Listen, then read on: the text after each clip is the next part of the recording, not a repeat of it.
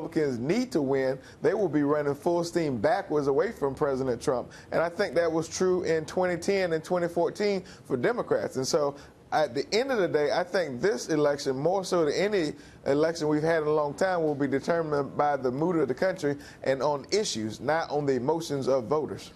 Well, I would say the biggest issue, particularly when it comes to female voters, is do I feel financially secure? Do I feel comfortable about my job and my family's finances? And Jack Brewer, I think it's very hard for most people in this country to say, you know, I'm worse off now financially than I was a few years ago. I mean, we can't deny the facts. I mean, Antoine, I respect you. I love your brother, but I totally disagree. I mean, if you look at policy, I'm talking about policy.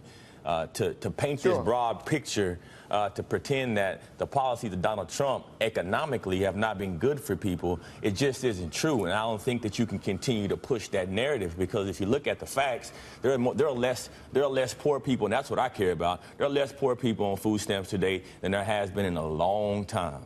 And there are more people that look like me and you working than in a long time.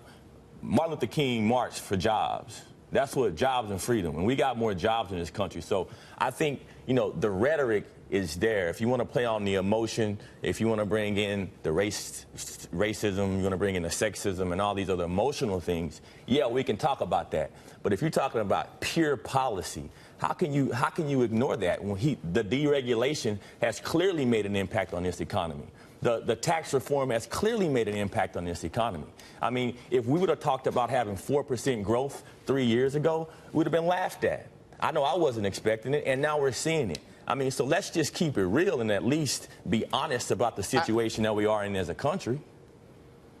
Listen, you won't find me having emotional arguments. I try to come with non-debatable facts. The fact of the matter is, while the economy is doing well, it is because this economy started doing well under the previous president. And while the Republicans want to make the economic argument, every poll I've seen, every poll I've read, says that health care will be the #1 issue in this election.